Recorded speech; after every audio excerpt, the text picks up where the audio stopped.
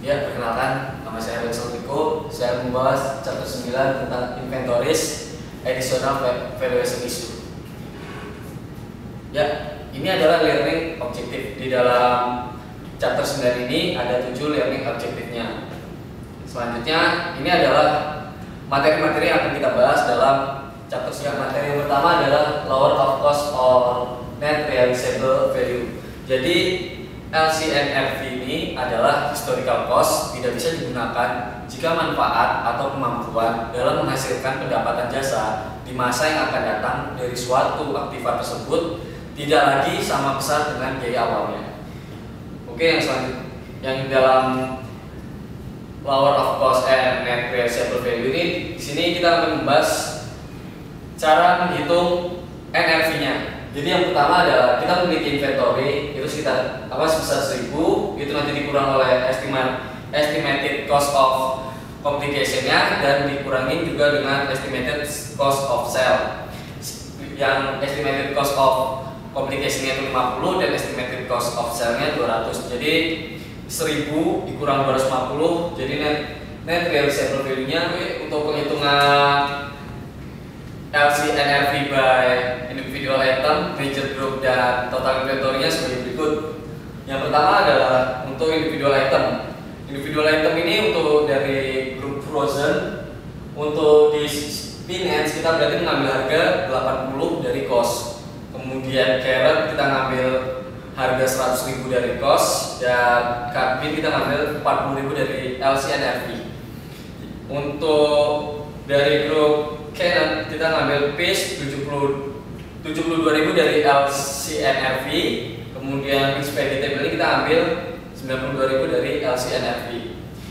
Jadi untuk total dari individual itemnya adalah 384.000. Kemudian untuk major groupnya kita ngambil major group itu didapatkan dari total frozen, kita ngambil dari angka terkecilnya. Jadi untuk di major group dari total frozen kita ngambil 230, dan untuk dari carrot kita ngambil harga totalnya 164. Jadi total semuanya adalah 394.000. Jadi untuk total inventory-nya bisa dilihat adalah 415.000. Ini didapat dari sini. Kemudian ini adalah metode applying LCNRV. Untuk yang pertama adalah dalam situasi sebelumnya perusahaan itu harga persediaan diaplikasikan pada setiap jenis makanan. Yang kedua adalah peraturan pajak di beberapa negara mewajibkan menggunakan aturan dasar per barang. Dan yang ketiga itu adalah pendekatan per barang menyediakan penilaian yang konservatif bagi tujuan penyedia neraca. Dan untuk yang keempat adalah metode harus digunakan secara konsisten dari satu periode ke periode yang selanjutnya. Yang selanjutnya adalah materi tentang recording net realizable value instead of cost. Jadi di sini ada cost of goods sold-nya sebelum adjusted itu 108.000, terus ending inventory dari cost itu 82.000, terus ending inventory dari NRV 70.000. Jadi untuk di recording net realizable value instead of cost ini ada dua metode. Yang pertama adalah loss method, yang kedua adalah COGS method. Loss method, kalau dari metode loss method itu untuk jurnalnya itu adalah loss due to decline to NRV pada inventory. Terus angka 12.000 ini didapat dari selisih antara ending inventory cost dan ending inventory at NRV. Untuk COGS perbedaannya hanya di jurnal yang pertamanya aja. Kalau di loss method di jurnal pertamanya loss due to decline to NRV, kalau di COGS method itu cost of goods sold pada inventory. Oke, selanjutnya adalah metode allowance. Untuk metode allowance ini hanya ada satu metode, yaitu loss method. Untuk loss methodnya sendiri adalah untuk bagian jurnal yang pertama itu sama, loss due to decline to NRV, tapi yang kedua bukan pada inventory tapi pada allowance to reduce inventory to NRV. Dan akun B-nya yang selanjutnya adalah membalik kerugian persediaan. Jadi untuk membalik kerugian persediaan ini ada dua, yaitu jumlah penghapusan langsung dibalik atau yang satunya adalah pembandingan keterbatasan ke jumlah penghapusan langsung aslinya. Jadi dari sini kita akan mengambil contoh untuk melanjutkan dari contoh Ricardo. Jadi diasumsikan bahwa NRV-nya dari Ricardo itu naik 74.000, naik menjadi 74.000. Jadi total lainnya adalah 4.000. Dan di situ Ricardo akan membuat jurnal sebagai berikut. Jadi jurnal yang dibuat adalah allowance to reduce inventory to NRV pada recovery of inventory loss. Ya, jadi sekarang kita akan membahas mengenai valuation base atau dasar penilaian. Di sini ada special valuation situations atau situasi penilaian khusus. Ada dua. Yang pertama itu permulaan dari aturan LCNRV. Yang kedua itu dua situasi yang sama di mana NRV adalah aturan umum. Kita bahas yang pertama dulu, yaitu permulaan dari aturan LCNRV yang dapat dibenarkan dalam situasi ketika yang pertama biaya sulit untuk ditentukan. Yang kedua itu barang bisa dipasarkan pada harga pasar. Kemudian yang ketiga, unit produk saling dipertukarkan. Sekarang yang kedua yaitu dua situasi yang sama di mana NRV adalah aturan umum.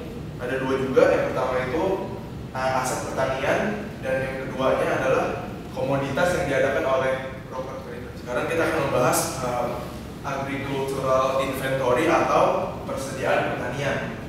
Ini dibagi menjadi dua. Yang pertama itu aset biologis dan juga yang kedua adalah hasil pertanian. Kita bahas yang pertama dulu, yaitu aset biologis. Aset biologis ini diklasifikasikan dalam aset tidak lancar yang seperti misalnya contohnya itu adalah tempat tinggal hewan, tumbuhan, sapi, pohon buah atau hal-hal lainnya yang berhubungan sama pertanian. Aset biologis ini diukur pada pengakuan awal dan di akhir dari beberapa periode pelaporan pada saat penjualan NRV. Terus perusahaan mencatat keuntungan atau kerugian karena perubahan NRV dari aset biologis pada pendapatan ketika muncul.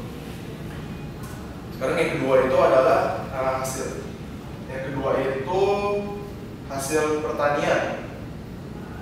Hasil pertanian itu ada produk yang dipanen dari aset biologis, kayak misalnya wool dari domba, terus susu dari sapi perah, kemudian buah dari pohon buah, atau kapas dari tanaman kapas. Jadi hasil pertanian itu diukur pada NRV pada saat panen, dan setelah dipanen NRV itu biasanya ada contohnya dari Bancroft Dairy. Jadi Bancroft ini dia memproduksi susu untuk dijual kepada sama pembuat keju lokal.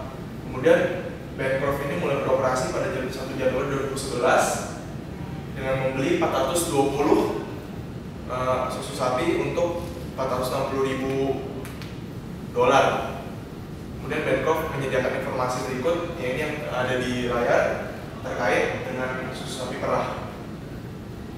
Kemudian Bancroft juga membuat jurnalnya untuk dia tuliskan dalam jurnal.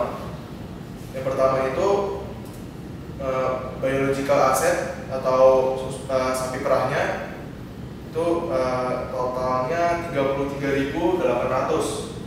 Kemudian unrealized holding gain or loss income-nya 23.800. Kemudian Bancroft juga dia ngebuat jurnal berikut untuk mencatat panen susu pada bulan Januarinya. Kemudian yang berikutnya itu adalah commodity broker traders atau komunitas broker trader. Umumnya mereka mengukur persediaan pada NRV dengan perubahan NRV yang diakui dalam pendapatan dalam periode perubahan. Jadi mereka itu membeli atau menjual komoditas seperti misalnya panen jagung, gandum, logam mulia, atau minyak pemanas. Kemudian tujuan utama mereka itu adalah menjual komoditas dalam jangka pendek dan menghasilkan keuntungan dari fluktuasi harga. Yang berikutnya itu adalah valuation using relative sales value atau penilaian menggunakan nilai penjualan relatif. Ini diizinkan oleh Gap di bawah kondisi-kondisi seperti ini.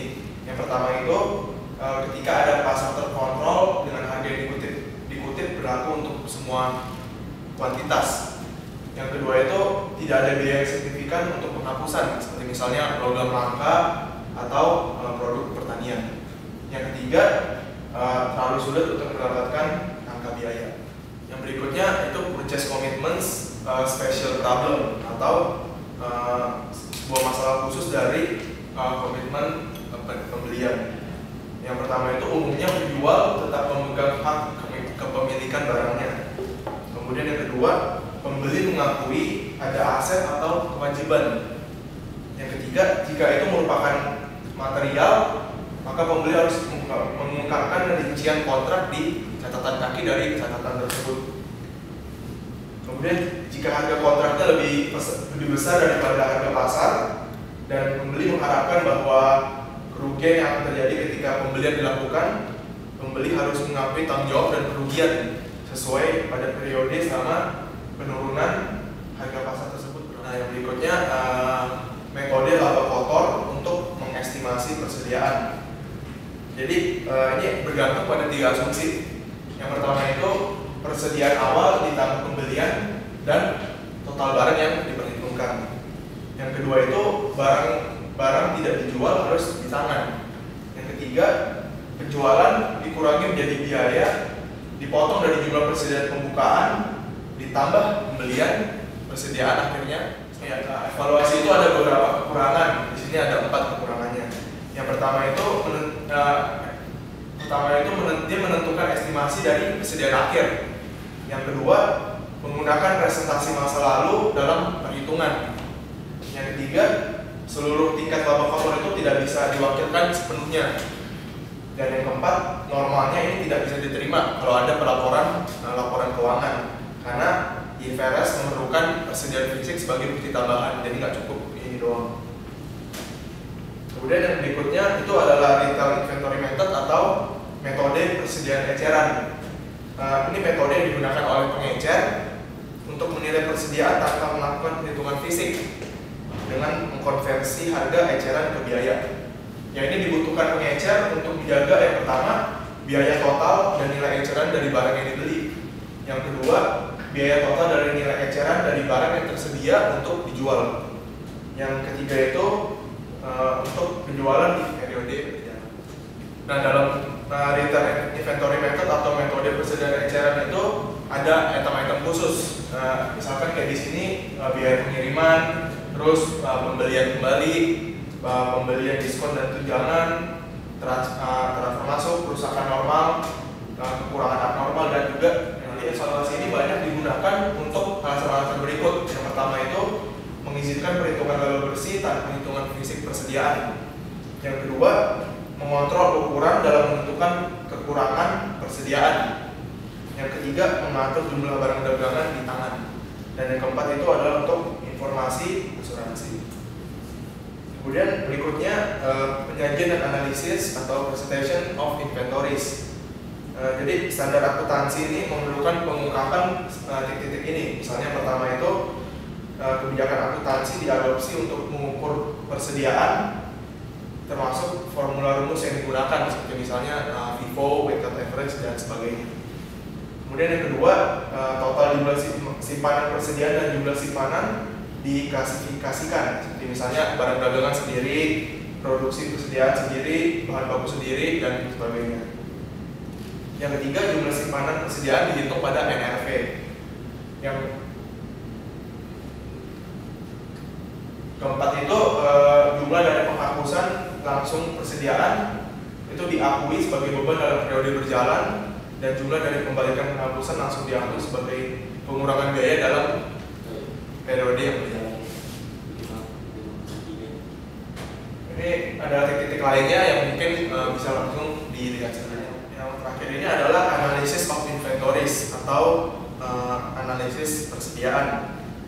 Jadi common ratio yang digunakan dalam manajemen dan evaluasi tingkat persediaan adalah inventory turnover atau pengembalian persediaan, dan juga average days to sell the inventory. Jadi berapa hari yang dibutuhkan untuk menjual persediaan tersebut. Yang berikutnya itu adalah rumus dari rasio pengembalian persediaan.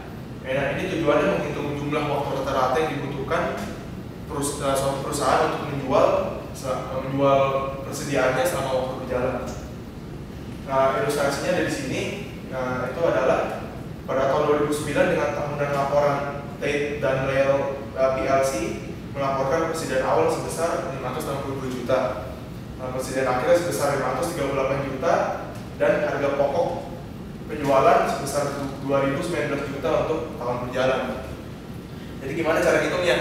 Cara ngitungnya itu adalah COGS dibagi average inventory.